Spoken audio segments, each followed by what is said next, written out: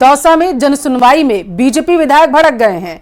विधायक रामविलास मीणा ने अपना आपा खो दिया, ऐसी जानकारी निकलकर सामने आ पा रही। उन्होंने कहा, नौकरी करनी है तो मुकदमा वापस लो। बिना पुलिस जांच के ही केस वापस लेने का दबाव बनाया गया। उन्होंने कहा है कि मैं कल ऑफिस आ रहा हूं, तब तक केस वापस होना चाहिए। विधायक यहीं नहीं रुके, आगे बोले कि कैसे होंगे या आप लोग जानो। विधायक ने धमकी दी है, जिनको आपत्ति है वो ट्रांसफर करवा लें। तो ये बड़ा आरोप लगाया गया है। वन विभाग के अफसर से कहा कि केस वापस नहीं हुए तो मैं तुमको विदा कर दूंगा। वन विभाग के अफसर ग्रामीणों को परेशान कर रहे हैं, ऐसा आरोप है। दौसा से इस वक्त की बड़ी खबर है, आपके टेलीविजन स्क्रीन पर बताया जा रहा है कि बीजेपी विधायक जो हैं वो भड़क गए हैं। लालसोट से बीजेपी विधायक रामविलास मीणा का एक वीडियो दरअसल सामने आया है। जनसुनवाई का ये वीडियो बताया जा रहा है। ग्रामीणों ने शिकायत करते हुए कहा है कि वन विभाग द्वारा उन्हें परेशान किया जा रहा।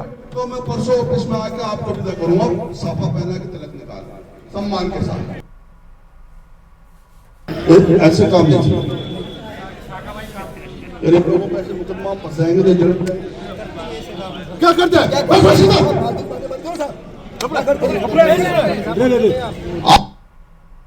ऐसे काम नहीं, पैसे मुकदमा फंसाएंगे तो क्या करते हैं? आप नौकरी करनी है। परसों मैं ऑफिस में आकर तुम्हें विदा करूंगा, कल वीडियो बनाओगे, कैसे कराओगे? ये तुम्हारा काम है। जिस कर्मचारी को इसमें आपत्ति है वो याशिया को ट्रांसफर करा ले, ये चले जाए। मैं कल ऑफिस में आऊंगा आपके और इनके दोनों के वीडियो करोगे। वो कैसे समझ आप सहमत हो क्या? कल वीडियो कराओगे, दोनों के मुकदमे वीडियो नहीं हुए तो मैं परसों ऑफिस में आकर आपको विदा करूंगा, साफा पहना के तिलक निकाल सम्मान के साथ।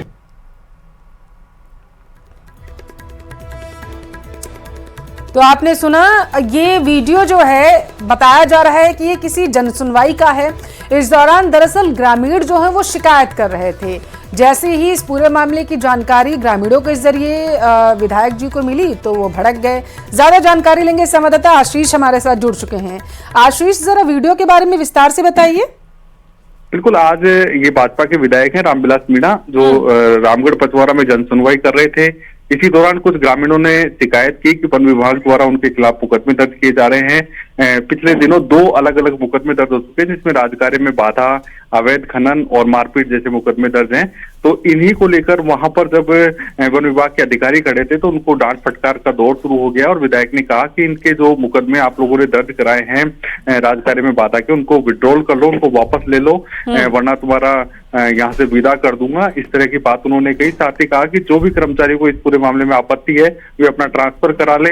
इस एक तरीके से धमकी देते हुए नजर आए, जबकि इसमें पुलिस जांच के बाद ही अगर कोई निर्णय लिया जाता तो बेहतर होता। लेकिन विधायक ने सीधा कह दिया कि कल तक यदि इन मुकदमों को वापस नहीं लिया तो मैं परसों तुमको विदा कर दूंगा। इस तरह की धमकी देते हुए विधायक रामविलास मीणा नजर आ रहे हैं पूरे वीडियो में। और वन विभाग के अधिकारियों से हमारी बात हुई है, उनका कहना है कि दोनों जगहों पर अवैध खनन किया जा रहा था। एक जगह मिट्टी का अवैध खनन किया जा रहा था, एक जगह पत्थर का अवैध खनन किया जा रहा था। इसी के कारण मुकदमे दर्ज कराए गए हैं। और दूसरा, जब वन विभाग की टीम जब उनको रोकने गई ग्रामीणों को, तब उनके ग्रामीणों ने उनके साथ अभद्रता की और राजकार्य में बाधा पहुंचाई, इसलिए मुकदमे दर्ज कराए गए थे। अब देखने वाली बात होगी कि ये दोनों मुकदमे विड्रॉल होंगे या नहीं होंगे, ये तो आने वाला समय बताएगा। लेकिन जिस तरह का वीडियो सामने आया है उसमें विधायक सीधे तौर पर विभाग के अधिकारियों को धमकी दे रहे हैं कि यदि कल तक मामलों दोनों केसों को विड्रॉल नहीं किया तो तुमको यहाँ से विदा कर देंगे। आपकी वन कर्मियों के साथ बातचीत हुई है, ग्रामीणों के साथ भी हुई क्या? बिल्कुल, ग्रामीणों का कहना है कि हालांकि ग्रामीण तो अपने आप को बिल्कुल वो बता रहे हैं कि उनकी कोई गलती नहीं है और वो आमतौर पर अपनी रोजी रोटी आजीविका के लिए आसपास इस तरह के खनन कार्य में लगे रहते हैं, लेकिन वो नियमानुसार गलत होते हैं। इसलिए वन विभाग के अधिकारियों ने उनके खिलाफ मुकदमे कराए हैं और ग्रामीण लोग अपनी आजीविका का हवाला देकर इस तरह के काम करते हैं और इसी के कारण ये पूरा घटनाक्रम हुआ है। और अब विधायक ने सीधी चेतावनी दी है कि यदि ये मुकदमे वापस नहीं लिए तो तुमको यहाँ से विदा कर दूंगा, यानी तबादला करा। ठीक है आशीष, बहुत शुक्रिया आपका जानकारी पहुंचाने के लिए। तो दौसा से ये बड़ी खबर है जहां पर विधायक जी भड़कते हुए नजर आए। उन्होंने सीधे तौर पर वनकर्मियों को चेतावनी दे दी है कि जो केसेस हुए हैं उन्हें वापस ले लिया जाए, नहीं तो वो खुद ऑफिस आएंगे और उसके बाद वो टीका लगा करके विदाई दे देंगे, यानी कि ट्रांसफर कर देंगे।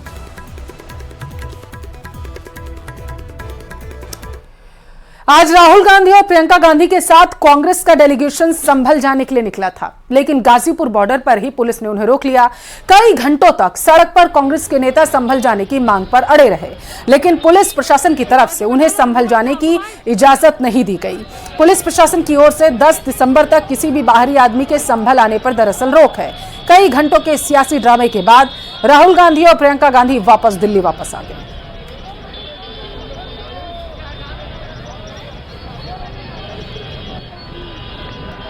ये तस्वीरें जो आप देख रहे हैं, मेरा अधिकार बनता है कि मैं जा सकता हूं, मगर तब भी वो मुझे रोक रहे हैं। मैंने कहा है कि मैं अकेला जाने को तैयार हूं, पुलिस के साथ जाने को तैयार हूं, मगर उन्होंने वो भी बात एक्सेप्ट नहीं की और अब कह रहे हैं कि कुछ दिनों में अगर हम वापस आएंगे तो फिर वो हमें जाने देंगे।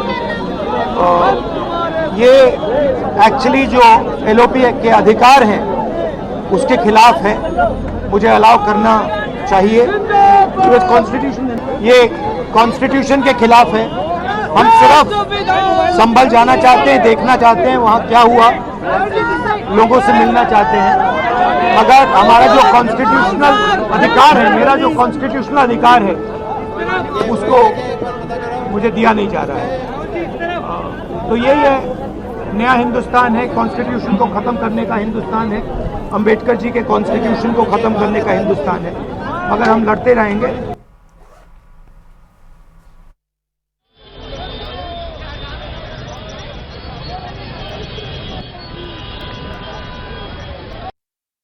राहुल जी नेता प्रतिपक्ष हैं, उनके संवैधानिक अधिकार होते हैं, वो बाकी लोगों से अलग होते हैं, उनको रोका नहीं जा सकता। इस तरह से उनका संवैधानिक पद है, संवैधानिक अधिकार है कि उनको अलाउ किया जाए कि वो पीड़ितों से मिलने जाएं।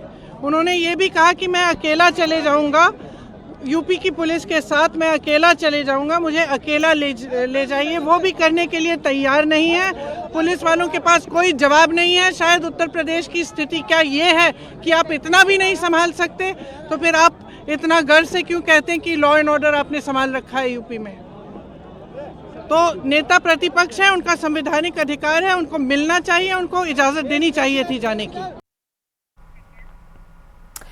यूपी बॉर्डर पर राहुल गांधी और यूपी पुलिस के बीच बातचीत हुई। पुलिस ने राहुल गांधी को कुछ दिन बाद संभल जाने का आग्रह किया है, जिसे राहुल गांधी ने स्वीकार भी कर लिया।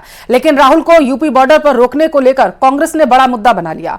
कांग्रेस नेता रेणुका चौधरी ने कहा है कि सरकार नहीं चाहती कि राहुल गांधी संभल में पीड़ित परिवार से मुलाकात करें।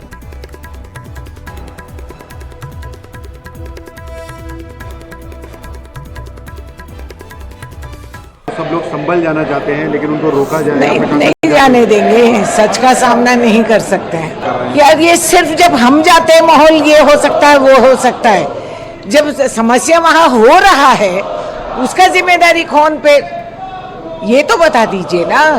ये हम जाने से कुछ हो जाएगा, ये तो अफवाहें, ये तो डराने की बात है लोगों को कि इसीलिए हमें रोक रहे हैं। समस्या पैदा हुई वहाँ, कैसे, क्यों, क्या इसका जवाब हम सवाल नहीं कर सकते? जाके खुद नहीं देख सकते?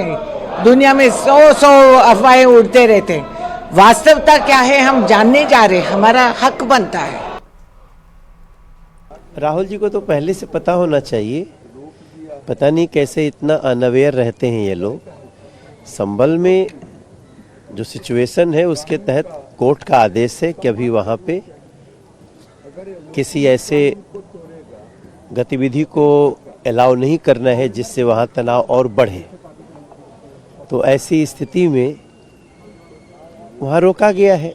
राहुल गांधी जी को एक बार सदन में तो बोलना चाहिए, इस पे उनका विचार क्या है, बांग्लादेश में हिंदुओं पे जो अत्याचार हो रहा है उस पे विचार क्या है। संभल कांड से जुड़ी जांच का दायरा जैसे जैसे विस्तार ले रहा है, वैसे वैसे चौंकाने वाली खबरों का पर्दाफाश हो रहा। अब खबर आ रही है कि 24 नवंबर को हुए बवाल में दंगाइयों ने मेड इन पाकिस्तान हथियारों का इस्तेमाल किया था। सवाल उठता है कि आखिर संभल में पाकिस्तान के हथियार कहां से आए।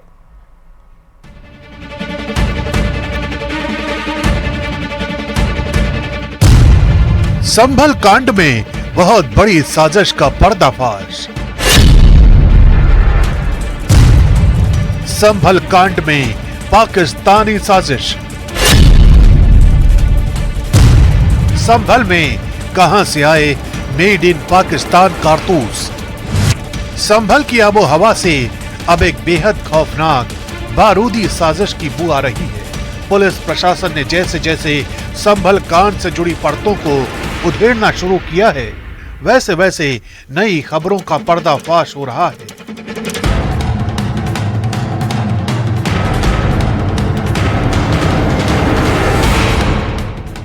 अब नई साजिश के तहत संभल कांड में पाकिस्तान कनेक्शन सामने आया है।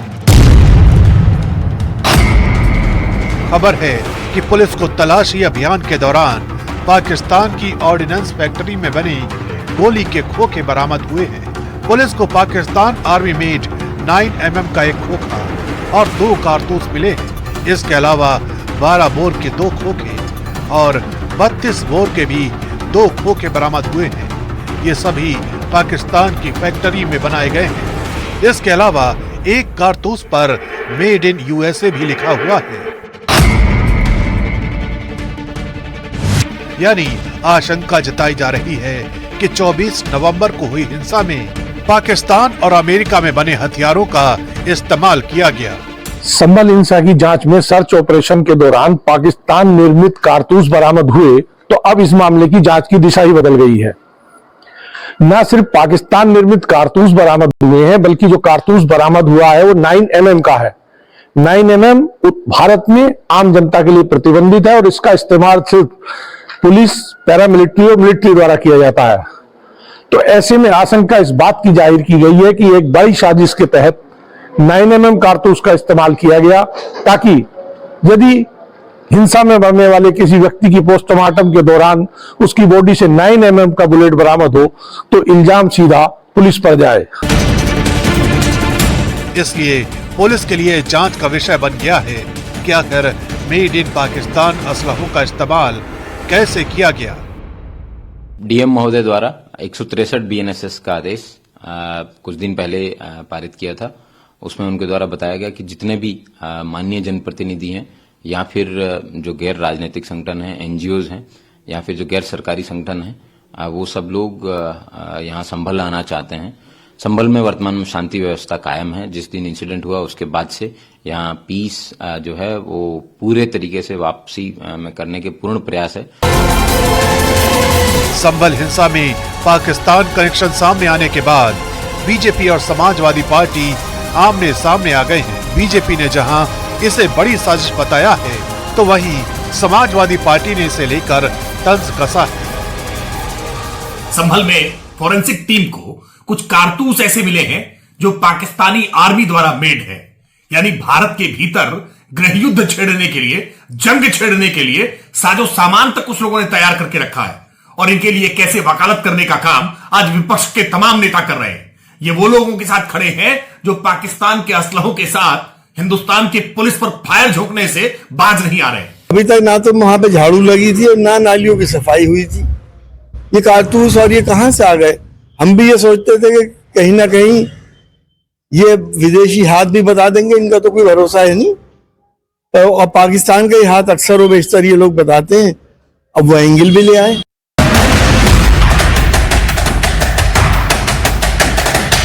कांग्रेस ने भी संभल कांड के पाकिस्तान कनेक्शन को लेकर बीजेपी पर निशाना साधा है और आरोप लगाया है कि बीजेपी नफरत की थ्योरी को आगे बढ़ा रही है।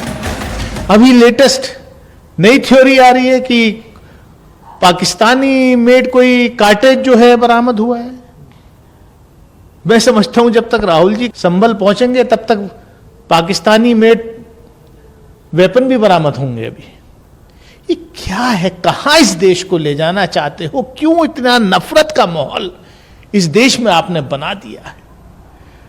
एक पे एक गलती किए जा रहे हो। फिलहाल इस मामले की बेहद गंभीरता से जांच की जा रही है, क्योंकि मेड इन पाकिस्तान कारतूस बरामद होने के बाद यही सवाल उठ रहे हैं कि आखिर संभल तक ये कारतूस कैसे पहुंचे। क्या संभल में जो कुछ हुआ उसके पीछे कोई बड़ा प्लान तैयार किया गया था? इन्हीं सवालों के जवाब तलाशे जा रहे हैं। साथ ही विदेशी बारूद के बरामद होने से पूरे इलाके की निगरानी भी बढ़ा दी गई है।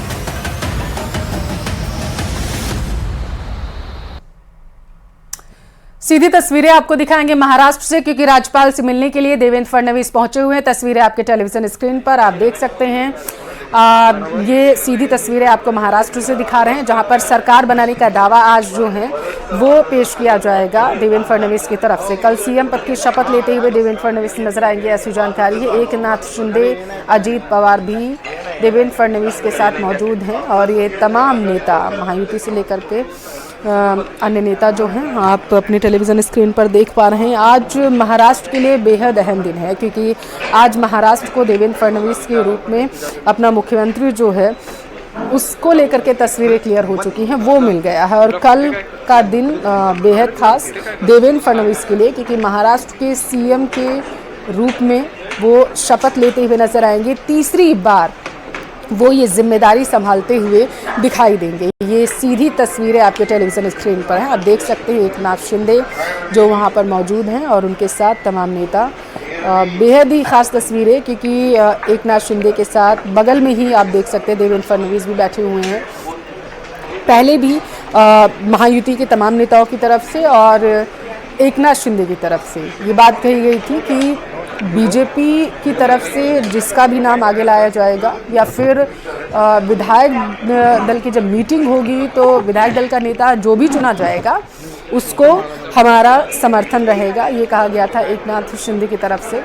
और यही वजह है कि जब से महाराष्ट्र में चुनाव हुए थे सबकी नज़रें इस बात का इंतजार कर रही थी कि आखिर महाराष्ट्र का अगला सीएम कौन होगा, क्योंकि लगातार इस पर सस्पेंस बना हुआ था। लेकिन आज इस रहस्य से भी पर्दा उठ गया जिस पर सबकी निगाहें टिकी हुई थी और अब बताया जा रहा है कि देवेंद्र फडणवीस कल शपथ लेंगे।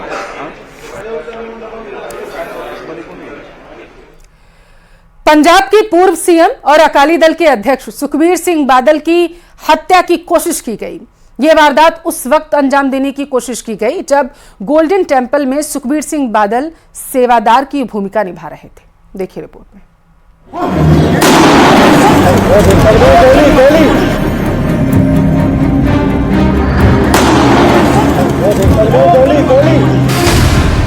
सुखबीर सिंह बादल की हत्या की कोशिश।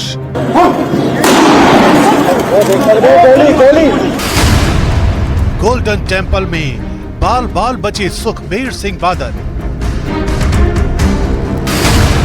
सुरक्षा में तैनात जवानों की वजह से बची जान।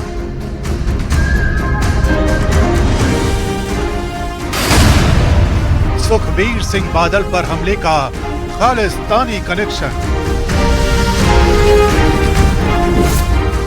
गोल्डन टेम्पल से आई ये वो तस्वीरें हैं जो सुखबीर सिंह बादल की जिंदगी की आखिरी तस्वीरें भी हो सकती थी। एक एक फ्रेम, एक एक सेकंड की ये तस्वीरें देखिए कि कैसे सुखबीर सिंह बादल की हत्या की कोशिश की गई, लेकिन उनकी सुरक्षा में तैनात जवानों की मुस्तैदी की वजह से मौत के बढ़ते कदमों को थाम दिया गया। इस दौरान सुखबीर सिंह बादल की जान बचाना कितना चुनौती भरा था, इसका अंदाजा मौकाए वारदात की तस्वीरें देखकर लगाया जा सकता है।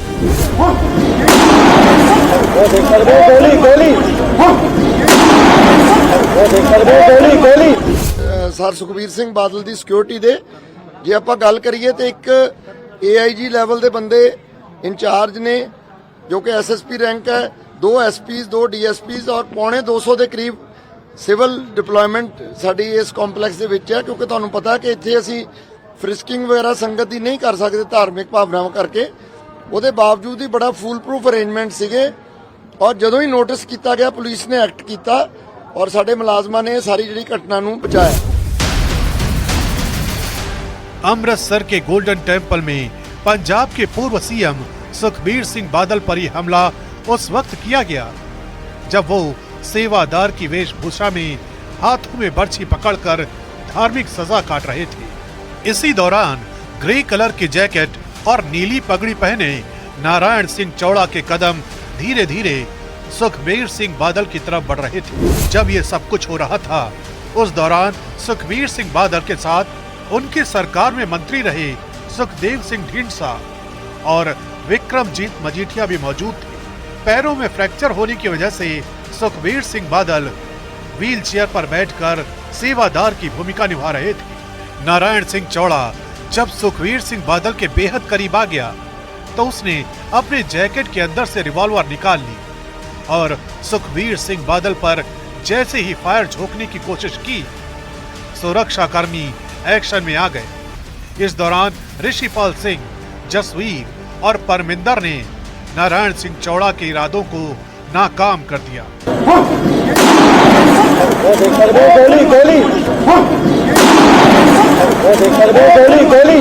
ਸਾਡੀ ਪੁਲਿਸ ਦੀ ਜਿਹੜੀ ਅਲਰਟਨੈਸ ਹੈ ਔਰ ਜਿਹੜੀ ਡਿਪਲੋਇਮੈਂਟ ਸੀ ਉਹਦੇ ਕਰਕੇ ਇਹ ਸਾਰੀ ਜਿਹੜਾ ਅਟੈਕ ਕੀਤਾ ਗਿਆ ਦੀ ਕੋਸ਼ਿਸ਼ ਕੀਤੀ ਗਈ ਅਟੈਕ ਦੀ ਉਹਨੂੰ ਫਾਇਲ ਕੀਤਾ ਗਿਆ। ਸਾਡੇ ਮੁਲਾਜ਼ਮ ਰਿਸ਼ਪਾਲ ਸਿੰਘ, ਜਸਬੀਰ ਤੇ ਪਰਮਿੰਦਰ ਇਹ ਤਿੰਨ ਬੰਦਿਆਂ ਨੇ ਬੜਾ ਅਲਰਟਨੈਸ ਦਾ ਸਬੂਤ ਦਿੱਤਾ ਔਰ ਇਹ ਜਿਹੜੀ ਵੀ ਅਟੈਂਪਟ ਸੀਗੀ ਉਹਨੂੰ ਫਾਇਲ ਕੀਤਾ ਗਿਆ।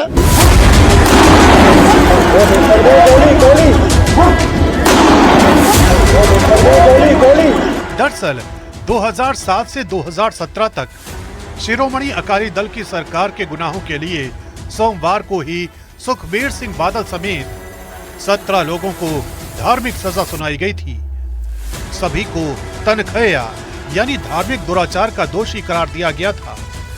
तनखैया होना सिख धर्म में बड़े अभिशाप के तौर पर देखा जाता है। इसी सजा के तहत सुखबीर सिंह बादल समेत सभी आरोपियों को 10 दिन तक 5 गुरुद्वारों में 2-2 घंटे सेवा करनी है। आरोप है कि सुखबीर सिंह बादल ने ईश निंदा के मामले में डेरा सच्चा सौदा प्रमुख राम रहीम को माफी दिलवाने में मदद की। इसके लिए बादल ने राम रहीम के खिलाफ शिकायत वापस लेने में अपने प्रभाव का इस्तेमाल किया। श्री गुरु ग्रंथ साहिब की बेअदबी के मामले में कार्रवाई भी नहीं की और संगत के पैसे से राजनीतिक विज्ञापन दिलवाया। इसी आधार पर सुखबीर सिंह बादल को धार्मिक सजा दी गई थी। यही वजह थी कि दरबार साहिब के गेट पर सुखबीर सिंह बादल उसी धार्मिक सजा को पूरा कर रहे थे। बताया जा रहा है कि जिस नारायण सिंह चौड़ा ने सुखबीर सिंह बादल की हत्या की कोशिश की वो डेरा बाबा नानक का रहने वाला है। पहले भी ये शख्स कई आपराधिक मामलों में शामिल रहा है। जानकारी के मुताबिक नारायण सिंह चौड़ा खालिस्तानी आतंकी गतिविधियों में भी एक्टिव रहा है। ਇਹ 'ਚ ਨਾਰਾਇਣ ਸਿੰਘ ਚੌੜਾ ਜੋ ਕਿ ਪੁਰਾਣਾ ਕ੍ਰਿਮੀਨਲ ਰਿਕਾਰਡ ਵੀ ਉਹਨਾਂ ਦਾ ਕਾਫੀ ਔਰ ਉਹਨਾਂ ਨੂੰ ਉਹਦੀ ਗ੍ਰਿਫਤਾਰੀ ਕੀਤੀ ਗਈ ਹੈ, ਪਰਚਾ ਦਰਜ ਕੀਤਾ ਗਿਆ है। फिलहाल पुलिस आरोपी से पूछताछ में जुटी है और पता लगाने की कोशिश में है कि आखिर वारदात के पीछे का पूरा मकसद क्या था।